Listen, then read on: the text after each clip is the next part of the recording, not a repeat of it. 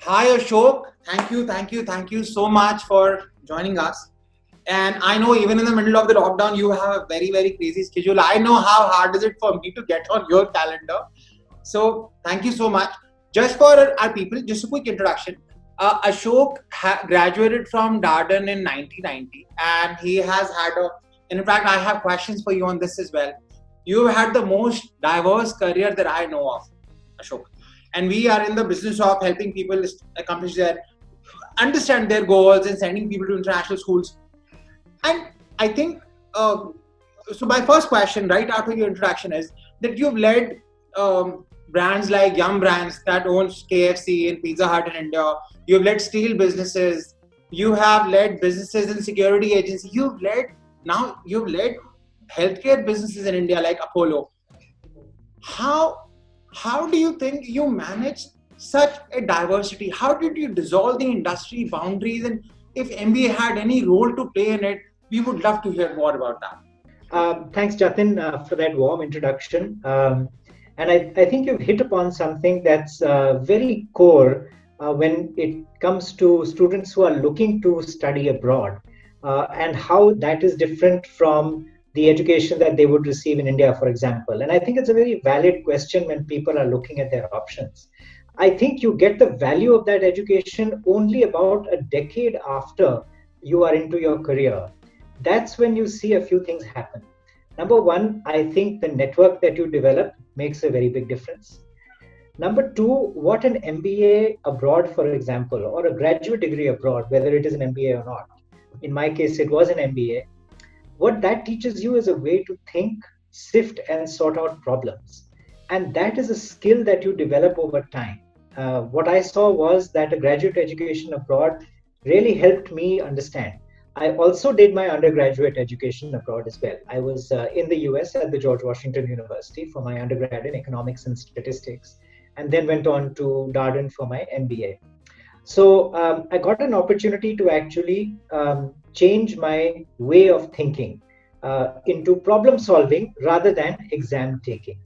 So, as we know, life is about problem solving. It's not about an exam at the end of the year. When you get a career review at the end of your year, it is you can't cram for it. It's about consistent performance throughout the year. So that's what you get at about 10 years of your career. Then when you get to about 15 to 20 years of your career, that's when it makes a true difference, because that is when you have consistently performed for a decade and you have also picked up management principles by experience along the way. So the way I have been able to move from the government of India, I was a civil servant. I left that, went to steel, then restaurants, then security, and now healthcare. And I've been a CEO for more than 15 years now of some of the largest brands in the world. It's really been because you learn those management principles, which are common throughout all industries.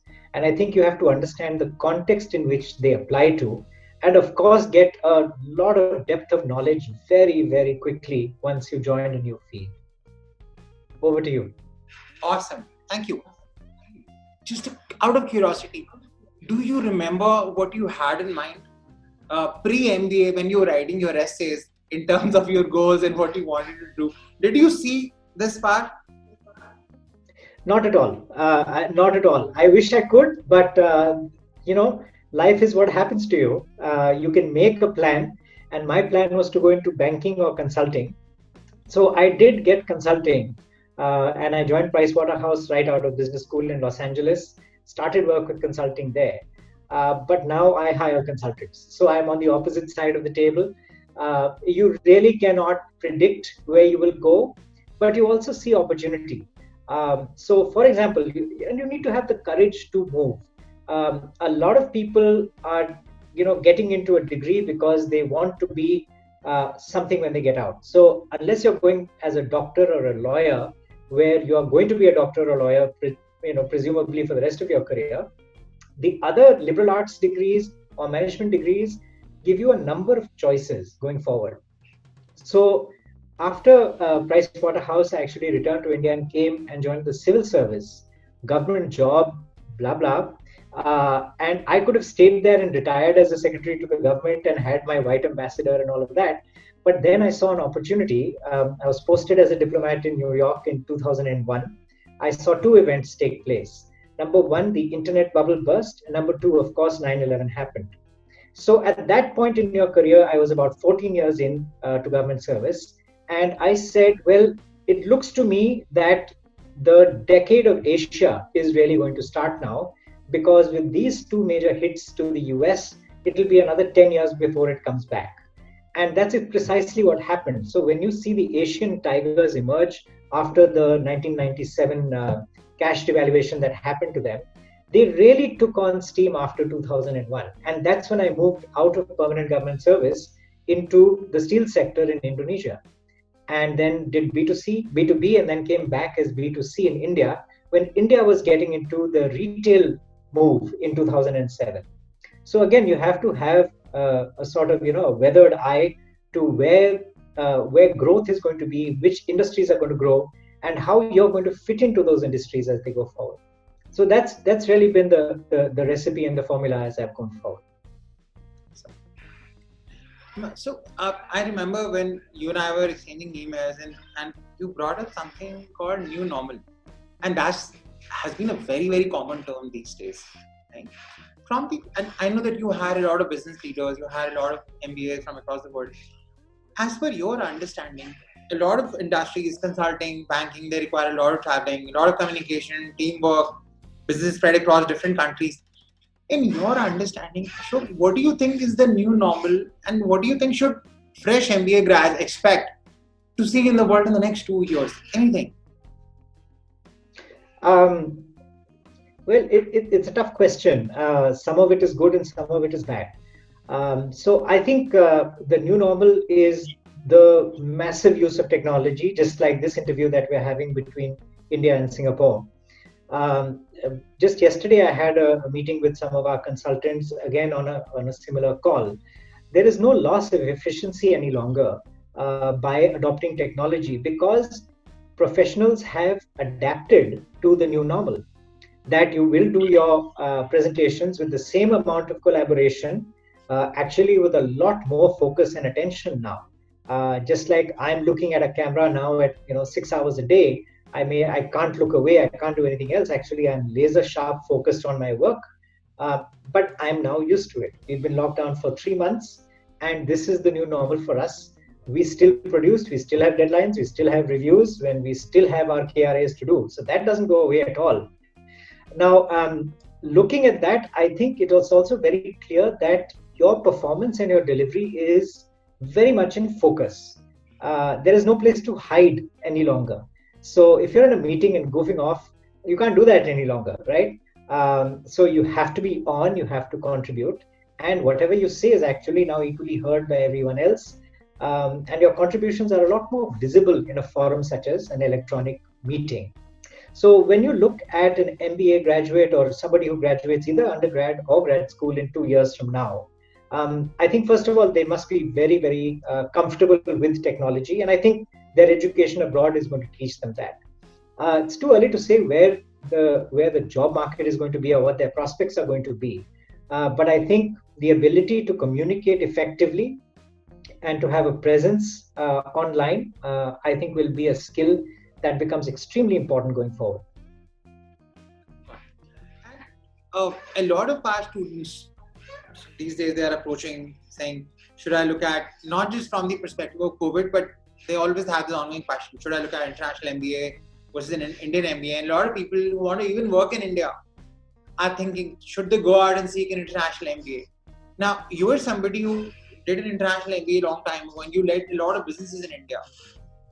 What do you think are the advantages or disadvantages of somebody coming from an MBA in the US as compared with somebody from ISB or IIM Ahmedabad or IIM Bangalore here in India? How do you think that plays out?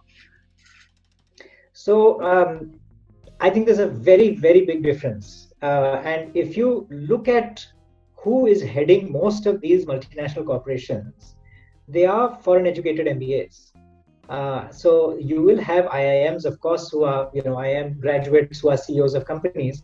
But just have a look.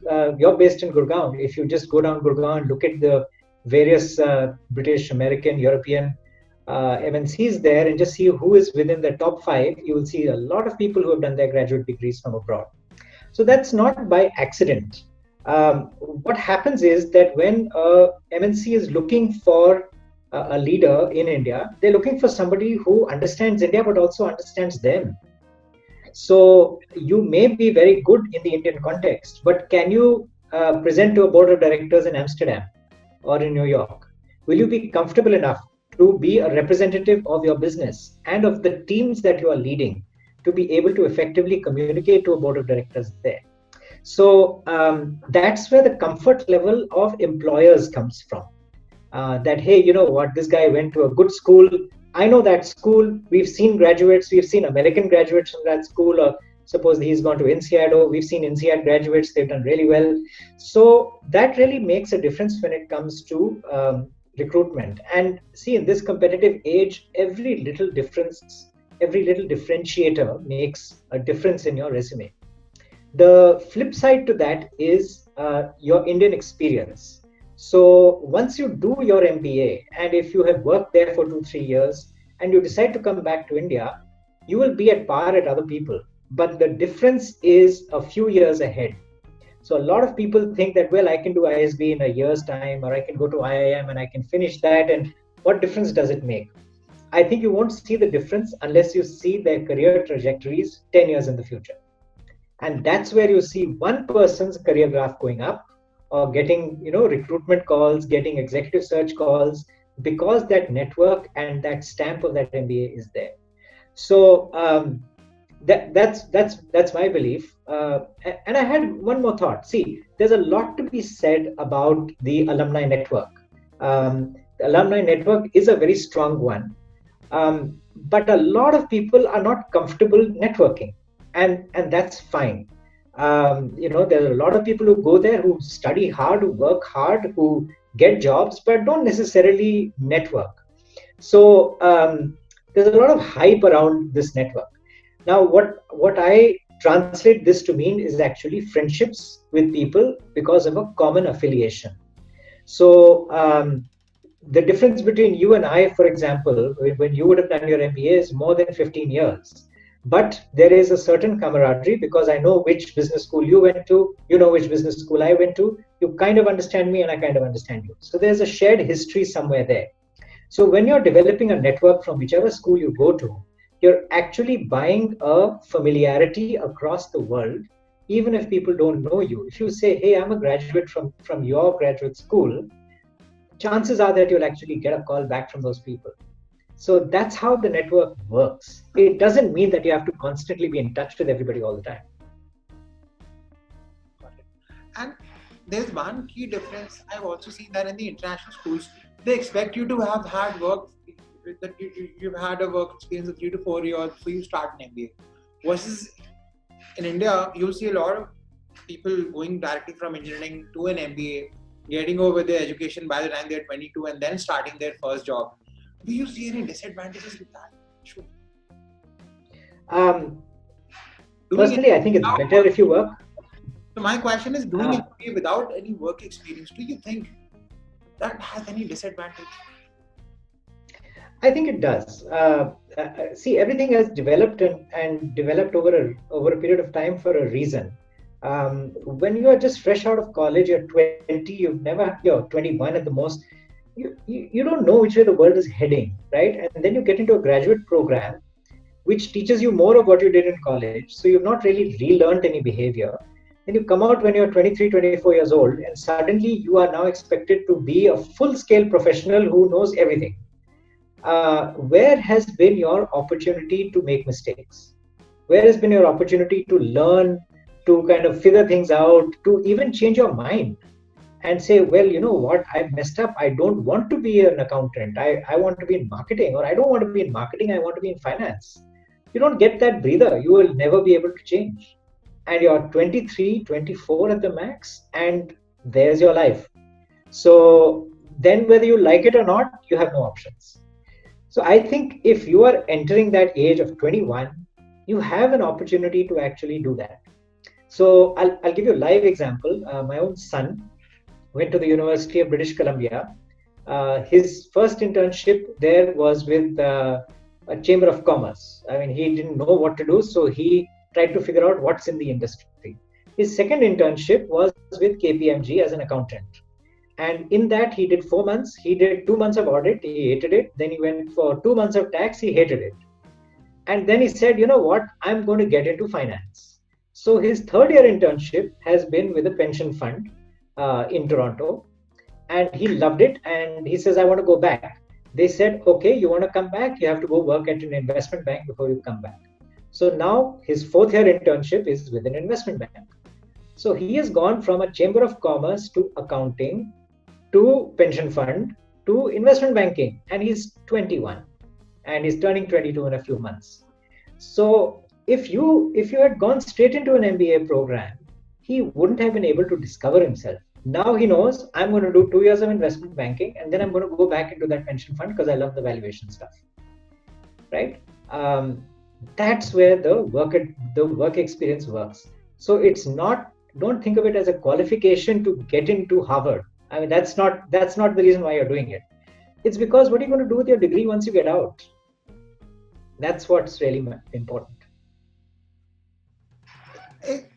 So another question is coming to my mind. You know, I've seen that a lot of people, even when they are 18 or 19, and even when they're in final year of college and they have an MBA 4 or 5 years away, they stop living and they start chiseling their entire career as if they're living for an MBA.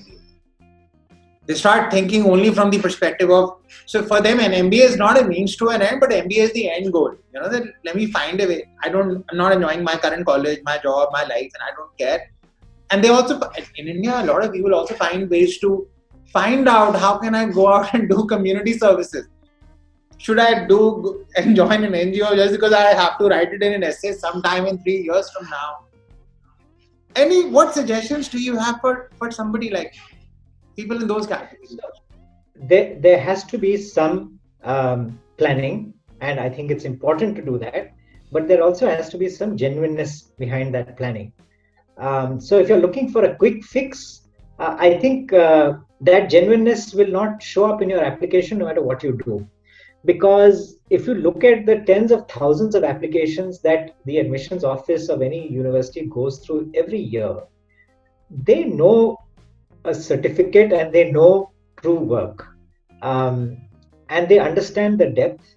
And that is why there is an essay writing requirement. And that is why sometimes they ask for video interviews and others. So the reason is that they really need to cut through the wheat and the chaff and really understand where that wheat is. So let's understand that people on the other side of that application actually know what's going on.